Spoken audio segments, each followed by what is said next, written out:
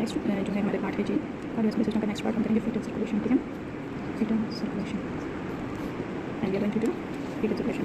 जो है fetal circulation में फर्स्ट में है जो अम्बिलिकल वेन है और अम्बिलिकल आर्टरी।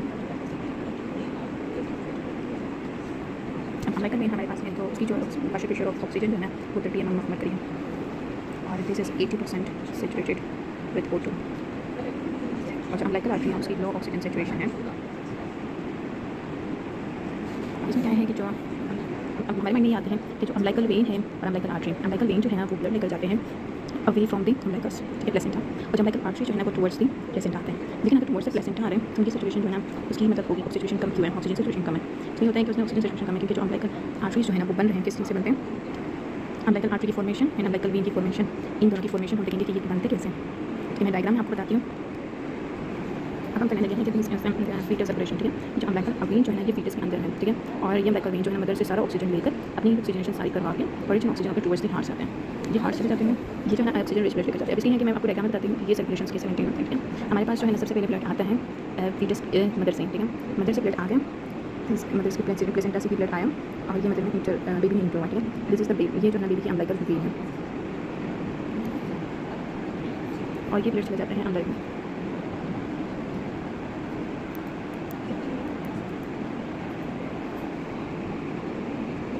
अब ये ब्लड चले जाते हैं इनटू द अम्बिलिकल वेन और ये इंटर हो जाएंगे अम्बिलिकल वेन की तरफ, यहाँ से यहाँ तक आ गए, ठीक है। अब इसके बाद हम कहते हैं कि ये वेन में इंटर कहाँ होते हैं। एक तो ये है कि ये चले जाते हैं पोर्टल वेन के साथ एनास्मोस कर जाते हैं और दूसरा ये इसके अलावा जाते हैं कहाँ चले जाते हैं into the inferior vena cava में, सही, इंफीरियर वेना केवा में चले जाते हैं। This one is the inferior vena cava. Inferior vena cava में इसकी बॉडी से पूरी बॉडी से ही आ रहा है ब्लड और ये उसी इंटर होंगे, ठीक है।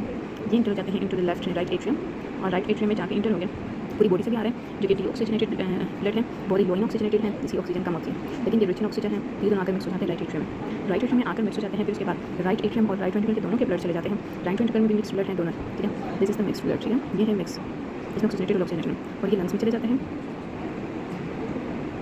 और अभी ब्लड लंग्स में इंटर होंगे। और दूसरा कि ये जो है राइट एट्रियम और राइट वेंट्रिकल से जो ब्लड जो है ना वो इंटर हो जाते हैं थ्रू द फोरामेन ओवेल, इनके बीच में है फोरामेन ओवेल, ठीक है। इस फोरामेन ओवेल के जरिए इंटर हो जाते हैं into the left atrium and then left ventricle, ठीक है। तो वहाँ पर चले जाते हैं लेफ्ट एट्रियम और लेफ्ट वेंट्रिकल से ये दोनों चले जाते हैं, ये ब्लड चले जाता है इनटू द एओर्टा और एओर्टा से ये ब्लड पूरी बॉडी में सप्लाई कर रहे होते हैं। स्टार्ट में ये जो है ना रिच इन ऑक्सीजन तो होंगे, लेकिन फिर उसके बाद जैसे ये नीचे आते जाते हैं और इसकी ऑक्सीजनेशन जो है ना वो डिक्रीज होगी, डीऑक्सीजनेटेड ब्लड में इंटर होंगे, ठीक है। जितना ये नीचे आते जाएगा तो ये डीऑक्सीजनेटेड राइट और लेफ्ट आइलिक आर्टरी जो है इंटरनल आइलिक आर्टरी में वो आइलिक इंटरनल और एक्सटर्नल आइलिक आर्टरी में फिर एक्सटर्नल चली जाती है, फिर internal iliac artery. Internal iliac artery एक और दूसरी साइड के लिए दोनों साइड की आइलिक आर्टरीज जो है वो अम्बिलिकल आर्टरीज बना लेते हैं। अब ये चीज़ जो है ना आपने ये करना है कि आर्टरीज हमेशा दो होती हैं नंबर में, ठीक है, दोनों है, लेकिन वेन्स हमेशा वेन जो है वो हमेशा सिंगल होगी। तो एक वेन और दो आर्टरी होंगे, ये है आपकी सर्कुलेशन। तो वेन्स में ऑक्सीजन रिच ब्लड और आर्टरीज में ऑक्सीजन पुअर ब्लड, ठीक है, वो आ जाते हैं। ये हमारी होगी सर्कुलेशन फीटल की। इसी रास्ते के जो ये पूरी सर्कुलेशन के टाइम पे हमने कुछ शंट्स जो है वो क्रॉस किए थे, वो शंट्स बनेंगे। 3 इंपॉर्टेंट शंट्स जो हैं 3 शंट्स बनते हैं। कौन कौन से 3 शंट्स बनेंगे। एक शंट हमने यहाँ पर लिया था, ठीक है, this one, this is the foramen ovale और एक शंट हमने यहाँ पर लिया था, ये शंट है, ठीक है, लेकिन इंफीरियर वेना केवा के साथ ही कनेक्ट होते हैं। This one is the ductus venosus, ductus venosus.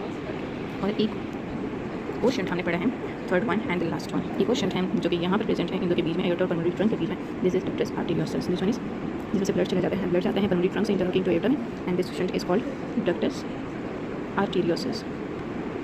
अब हम करेंगे कि ये है एक शंट ये है और एक शंट ये है। 3 शंट्स हमने पढ़े थे हम, इन 3 शंट्स की निमोनिक्स और दूसरा ये इसकी जो है ना पैथोलॉजी पढ़ेंगे।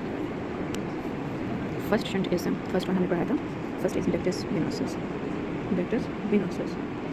This one ductus venosus है, ductus venosus. Blood entering the fetus through the umbilical vein is conducted by ductus venosus into inferior vena cava. ये जाता है ब्लड umbilical vein से into the inferior vena cava और ये bypass करते हैं कौन सी सर्कुलेशन को, हेपेटिक सर्कुलेशन। फिर उसके बाद सेकंड हमने जो है शंट्स हमने किए थे, सेकंड शंट वो कौन सा था, सेकंड शंट हमारे पास है फोरामेन ओवेल, ठीक है।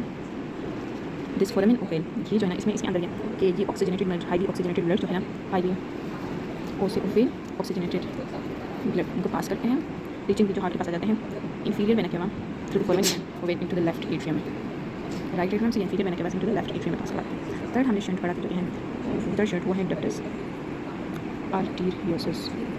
This one shunt is ductus arteriosus. इसके अंदर है डीऑक्सीजनेटेड ब्लड, डी डक्ट, इसके अंदर है डीऑक्सीजनेटेड ब्लड जो कि सुपीरियर वेना केवा से पास करते हैं through the right atrium then into the right ventricle into main pulmonary artery. इसमें यह है कि ये मेन पल्मोनरी आर्टरी से ब्लड जाता है इनटू डिसेंडेंट एयोटा और this shunt is from tutor is called this shunt is from tutor high fetal pulmonary artery resistance due to partially low put tension। अब इसमें क्या है कि ये जो है सारे क्लोज केस हो जाते हैं, ठीक है सॉरी, इसमें सारे क्लोज केस हो जाते हैं बर्थ के time, at the time of the birth, ठीक है, जैसे ही उसी टाइम जो है इन्फेंट जो है जैसे ब्रीथ करते हैं, इन्फेंट ब्रीथ्स, ठीक है, इन्फेंट जैसे ब्रीथिंग करते हैं तो decrease resistance in pulmonary vasculature arteries और वेंस में, ठीक है, पल्मोनरी वेस्कुलेचर्स में वेस्कुलेचर्स में रेजिस्टेंस डिक्रीज हो जाती है। ये रेजिस्टेंस डिक्रीज कैसे हो जाती है? ऑक्सीजन की वजह से, ठीक है, और जिसकी वजह से लेफ्ट एट्रियल प्रेशर इंक्रीज हो जाएगा वर्सेस राइट एट्रियल प्रेशर से। जब हमने कहा कि लेफ्ट एट्रियल प्रेशर अगर राइट एट्रियल प्रेशर से इंक्रीज कर जाए ना, तो उसने क्या करना है कि फोरामेन ओवेल को क्लोज करवा देते हैं, फोरामेन ओवेल क्लोजेस को क्लोज करवा देते हैं। जैसे जब ब्रीथ करते हैं कि ऑक्सीजन थोड़ी सी इंक्रीज हो जाती है, पल्मोनरी वेस्कुलेचर की रेजिस्टेंस डिक्रीज हो जाएगी और लेफ्ट एट्रियल प्रेशर जो है वो इंक्रीज हो जाता है कंपेयर टू राइट एट्रियल। अब इस क्लोज फोरामेन ओवेल को हम क्या कहेंगे? फोसा ओवेलिस, सही, हम इसको भी फोसा ओवेलिस का नाम देते हैं। फिर उसके बाद ये जो है ना increase in oxygen from respiration की वजह से, ठीक है, from respiration and decrease in prostaglandin from placenta से, increase in oxygen and decrease in prostaglandin, ये दोनों मिलकर क्या करके कॉज करवाते हैं? Ductus closure of ductus arteriosus cause करवाते हैं, डक्टस आर्टेरियोसस।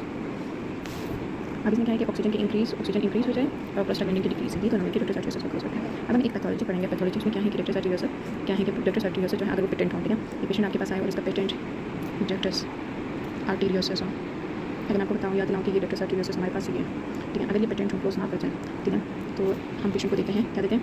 इंडोमैथोसिन देते हैं ड्रग, ठीक है, ये हेल्प करते हैं, help in closing ductus arteriosus, patent ductus. फिर उसके बाद ये पेटेंट डक्टस आर्टेरियोसस जब ये क्लोज हो जाए, अगर पेटेंट डक्टस आर्टेरियोसस क्लोज हो जाए तो हम इसको कहते हैं लिगामेंटम आर्टेरियोसम, ये रेमिनेंट है डक्टस आर्टेरियोसस। और फिर उसके बाद है और this prostaglandin is prostaglandin E1। यहाँ तक हमारे हो गए fetal circulation. Okay, fetal postnatal derivatives करने लगे हैं, फीटल पोस्टनेटल डेरिवेटिव्स। इसमें क्या कि फीटल पोस्टनेटल डेरिवेटिव्स में आ जाते हैं कि वो क्या क्या बना देते हैं आगे जाके, ठीक है, this will forms the fetal postnatal derivatives को क्या क्या बनाते हैं। अब इसमें क्या कि फीटल लाइफ में कौन कौन से स्ट्रक्चर्स प्रेजेंट हैं, ठीक है, हमने करना है कि fetal postnatal derivatives. Fetal life में कौन कौन से स्ट्रक्चर्स फीटल लाइफ में है कि जो डक्टस आर्टेरियोसस प्रेजेंट है, डक्टस आर्टेरियोसस, सही, this will form the ligamentum आर्टेरियोसम, आर्टेरियोसम। और इसके कुछ नोट्स, इंपॉर्टेंट नोट्स हैं वो आपको बताती हूँ कि इंपॉर्टेंट नोट यहाँ ठीक है कि ये नियर है, near to left recurrent laryngeal nerve. फिर उसके बाद है नेक्स्ट है हम करेंगे ductus venosus, this will form the ligamentum venosum, सही। और फिर उसके बाद हमारे पास नेक्स्ट है फोरामेन ओवेल, सही, this will form a fossa ovalis. उसको याद करने का तरीका ये है कि ये जो है ना एफ से फोसा, एफ से फोरामेन, ओ से ओवेल, ओ से ओवेलिस। फिर नेक्स्ट है हमारे पास, इसके अलावा नेक्स्ट हमारे पास है एलेंट्रॉइस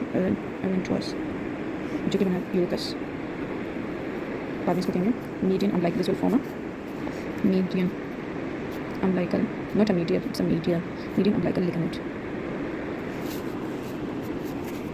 नेक्स्ट है हमारे पास नेक्स्ट है umbilical arteries, this will form the medial umbilical ligament, medial umbilical ligament.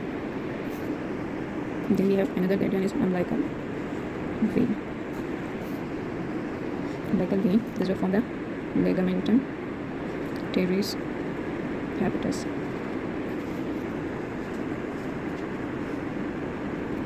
Round ligament. और उसके बाद नेक्स्ट है हमारे पास notochord, this will form a nucleus pulposus. Next it, इसके बाद हम करेंगे CVS के एनाटॉमी।